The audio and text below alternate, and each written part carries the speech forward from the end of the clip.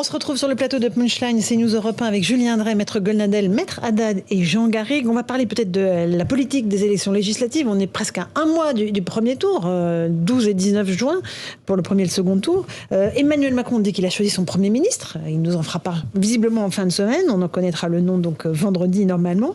Et puis il y a la gauche qui a réussi à s'unir autour de Jean-Luc Mélenchon dans la... Comment on appelle ça La nouvelle unité populaire. NUPES. Voilà. Malgré cela, il y a eu quelques ratés, notamment dans la candidature de M. Tabouaf, qu'il a retiré de lui-même. On va écouter Alexis Corbière qui s'exprime là-dessus. Le cas dont nous venons de parler de M. Bouaf était aussi l'exemple de ces jeunes gens issus de milieux sociaux parfois défavorisés, dans des quartiers populaires, qui s'engagent et qui parfois même dans leur engagement sont pas toujours, comment dirais-je, parfaits. Parce que vous êtes parfaite, vous, moi je ne le suis pas. Et nombre de gens aussi n'étant pas parfaits ne subissent pas, en raison de ces imperfections, les différents procès de médiatiques que M. Bouaf a subi. Et c'est ça qui m'a fait de la peine. C'est que on est parfois assez compréhensif. Ça vous fait de la peine qu'il renonce ? Que tout ça a été échoué, oui, quelque part. Ouais. Enfin, le concernant, ça ne me fait pas plaisir. Sur ce que vient de dire Alexis Corbière et sur la candidature que retire ce militant politique. Moi, si vous voulez, j'ai une double colère sur cette affaire-là. J'ai une double colère parce que je vois bien les larmes de crocodile maintenant, où la France insoumise va venir dire c'est dégueulasse, c'est un procès, c'est terrible, etc. Mais on savait dès le départ que la candidature de ce jeune monsieur posait problème, qu'il y avait des condamnations, qu'il était suspect d'avoir tenu des propos, etc.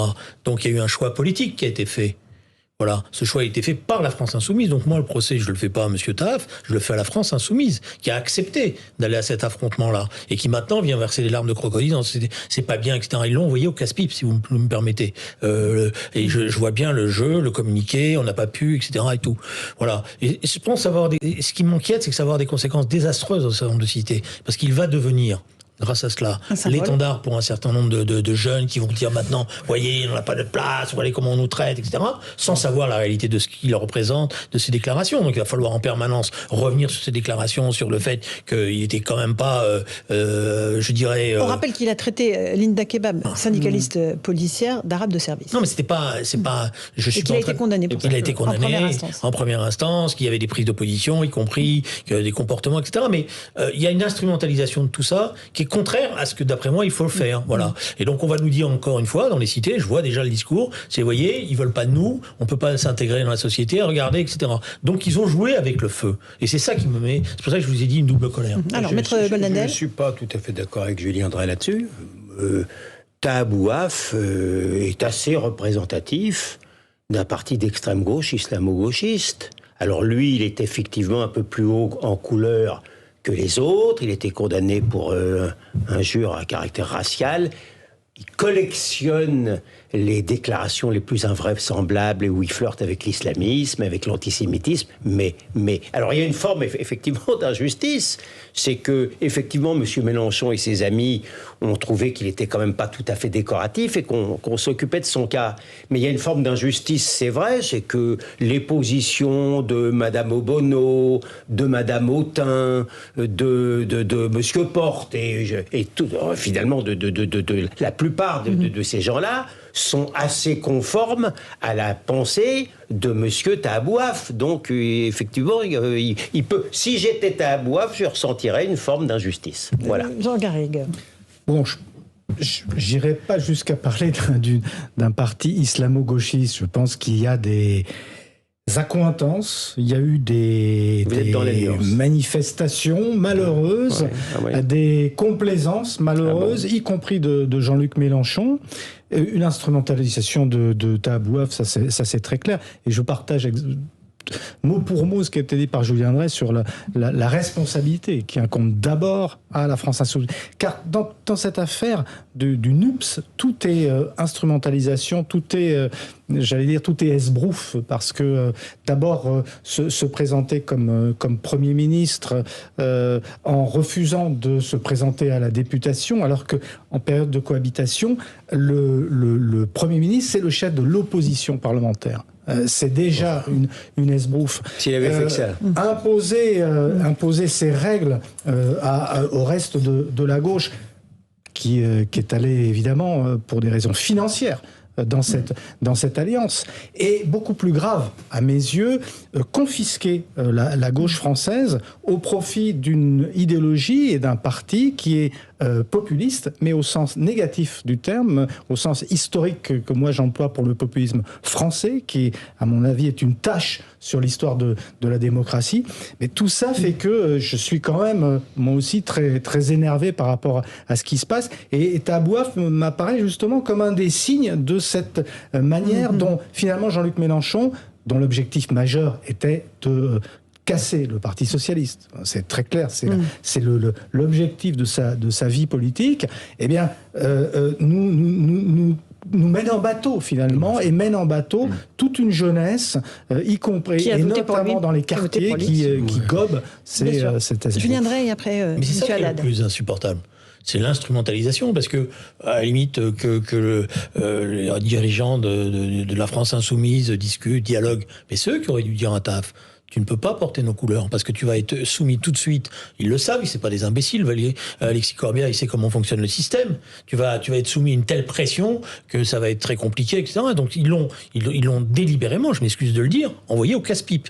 Voilà. Et maintenant, ils versent des larmes de crocodile. Et ce qui m'énerve, c'est que ça, pour ceux qui travaillent sur le terrain, pour ceux qui discutent avec les jeunes dans les quartiers, parce que il y a des centaines de jeunes dans ces quartiers-là qui sont, on sait pas bien où ils sont pour l'instant. Il y a un travail justement qui vise à les empêcher de se communautariser, mais à plutôt leur faire une éducation républicaine. Et ben là, tout ce travail-là est gâché. Et ce travail-là est gâché. Et pour tous les responsables politiques qui sont sur le terrain, c'est un coup qui leur est porté dans le dos. Jeunesse Haddad. Moi, je pense en fait que foncièrement, la France soumise, puisque c'est comme ça que je l'appelle maintenant, puisqu'elle se soumet en fait à toutes les doxas de l'époque, le communautarisme, le wokisme, l'indigénisme. En fait, là où ils sont terrifiés, c'est qu'ils perdent le monopole du bien. Donc le camp du bien d'habitude, c'est eux qui donnent les bons et les mauvais points.